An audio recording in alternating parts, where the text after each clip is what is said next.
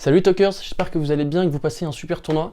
Aujourd'hui on se retrouve pour décrypter la finale du tout premier Master 1000 de l'année, qui verra s'opposer un alléchant Tyler Fritz à l'inamovible Nadal. Donc dans cette vidéo on va revenir un petit peu sur leur parcours depuis le début du tournoi et se focaliser surtout sur leur demi-finale. Enfin on verra les clés tactiques et je me risquerai au petit jeu des pronostics. Maintenant c'est parti.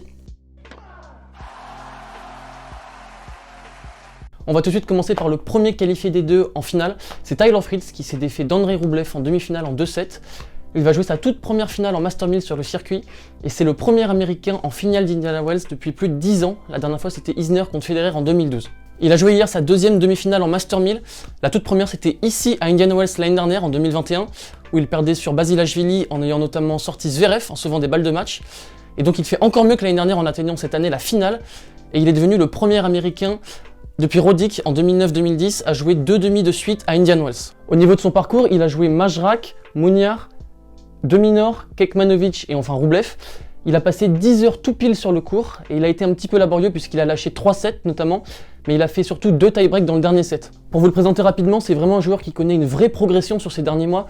Il a notamment fait une demi-finale du coup l'année dernière à Indian Wells, une finale à Saint-Pétersbourg, un quart à Bercy, un 8e à l'Open d'Australie, c'était son tout premier 8e en Grand Chelem en battant notamment Roberto Bautista Agut. Il a un jeu très agressif avec un gros service et un gros coup droit notamment, ce qui n'est pas sans rappeler le jeu de Mardy Fish. Et en fait quand il était très jeune, il était très précoce. Il a fait une finale à Memphis en 2016 où il a été le premier américain depuis plus de 10 ans aussi jeune à aller en finale. Comme je vous le disais, il a été champion du monde en 2015 chez les juniors. Et il a un petit peu tardé à confirmer la plénitude de son potentiel sur le circuit ATP en raison de ses soucis physiques. Mais on voit que quand il est lâché par les douleurs, on voit qu'il est très fort. Et il a pu nous le montrer surtout à Indiana Wells les 2 dernières années, du coup avec une finale et une demi-finale l'année dernière. Lui, le local de l'étape, car il est né à peine à 200 km d'Indian Wells, à San Diego, a mis fin à la série de 13 victoires consécutives de Roublev, en étant très agressif, très solide, très tranchant dès le début du match. Je l'ai trouvé très agressif, notamment en retour, sur les deuxièmes balles de Roublev qui étaient extrêmement tendues au niveau du service, un petit peu à la manière de ce que Tommy Paul avait proposé contre Alexander Zverev. Il s'est vraiment engagé dans toutes les deuxièmes balles de Roublev. Lors de ce match, il a refusé de subir la puissance de feu de Roublev. Il l'a forcé à défendre, il l'a saoulé de coups, il est vraiment rentré dans la bataille physique, dans la bataille du fond du court en tapant très fort dans la balle et il lui a fait visiter un petit peu le court avec droite-gauche, il a vraiment forcé Roublev à défendre. Également au service, il a été très performant puisqu'il a sauvé 3 balles de break sur 4, donc une vraie réussite dans ce compartiment du jeu-là. Il a tellement frustré Roublev que Roublev s'est tapé de rage la raquette sur sa main, ce qui m'a rappelé évidemment Youzhny qui se tapait la tête avec sa raquette de rage également, donc Roublev a pris un temps mort médical puisque sa main était ensanglantée, il ne pouvait plus jouer. On a assisté à une fin de match un petit peu dingue hier avec notamment un coup droit penalty immanquable à 4-5-30 qui offre une balle de match à Fritz, mais néanmoins une petite alerte pour Fritz car il s'est blessé à la fin du match, une douleur à une jambe notamment, ce qui est pas très rassurant avant de tenter de gagner son 2e titre en carrière face à Rafael Nadal. Rafael Nadal est quant à lui sur une série dingue, complètement délirante de 20 victoires de suite. C'est son meilleur démarrage en carrière, il n'avait jamais connu une telle réussite en début d'année. Il s'est qualifié pour sa 4e finale de l'année, après Melbourne 250, l'Open d'Australie et Acapulco, 3 tournois qu'il a tous les 3 remportés. Il s'est qualifié également pour sa 53e finale en Master 1000 et il va tenter de gagner son 37e titre, qui est le record de Djokovic, donc il va essayer de le rejoindre. Également, c'est sa 129e finale sur le circuit ATP depuis tout le début de sa carrière. Il est devenu le premier homme de l'histoire à jouer 20 finales de Master 1000 sur 2 surfaces différentes, donc à savoir le dur et la terre battue.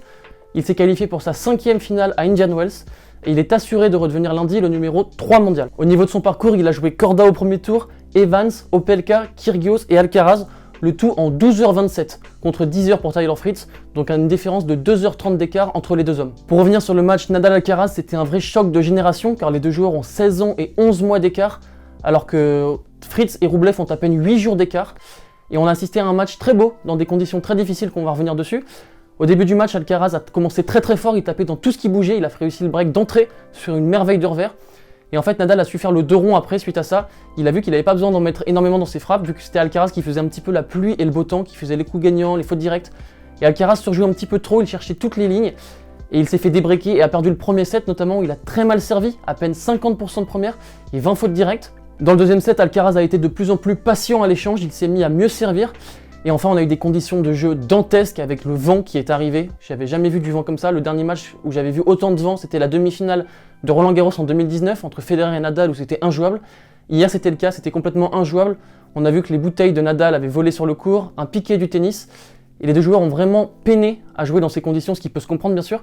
Et bizarrement, c'est Alcaraz qui s'en est le mieux sorti, car il a été de plus en plus patient à l'échange.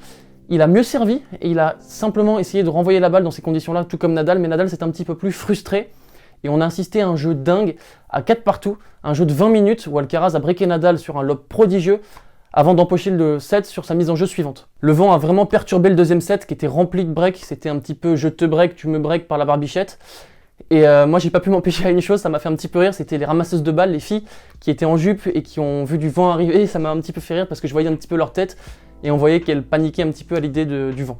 Lors du troisième set, le vent est tombé, il s'est interrompu et on a pu assister à une vraie belle bataille lors de laquelle on a cru un instant qu'Alcaraz allait s'imposer car il a obtenu d'entrée 3 balles de break dans le troisième set que Nadal a toutes sauvées magnifiquement. Et il a su faire le dos rond Nadal et bizarrement sur la seule balle de break qu'il a obtenue dans le troisième set, il l'a conclu avant de s'imposer en 3-7. Nadal et Fritz se sont joués une seule fois sur le circuit, c'était en 2020 en finale d'Acapulco, un ATP 500 et Nadal s'était imposé en 2-7. Depuis le début du tournoi, on n'a pas vraiment un Rafael Nadal à son meilleur niveau, mais il a une telle marge sur ses adversaires, une telle confiance due à son début d'année fantastique, prodigieux, extraordinaire.